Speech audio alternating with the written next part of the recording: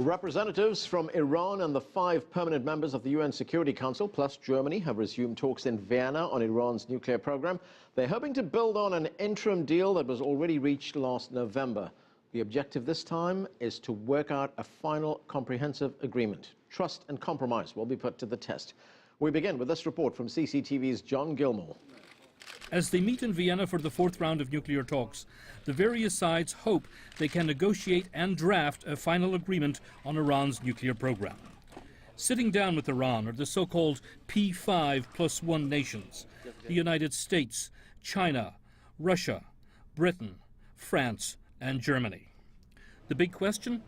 Can they settle on the size of the nuclear fuel production capability that Iran will be permitted to have? Western powers are concerned that Iran wants to use its nuclear program to develop nuclear weapons capability. They argue it could do so by producing highly enriched uranium.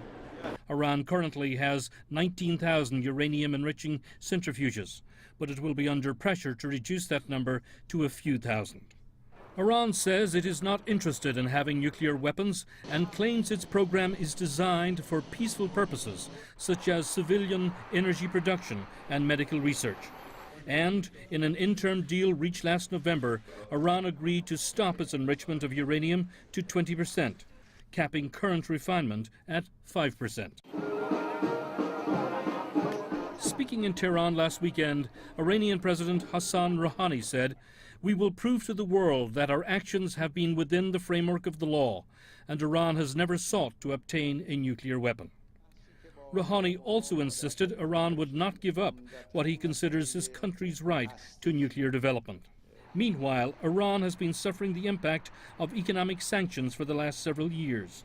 It hopes a final nuclear agreement will result in the sanctions being gradually lifted. The talks have an informal July deadline. John Gilmore, CCTV.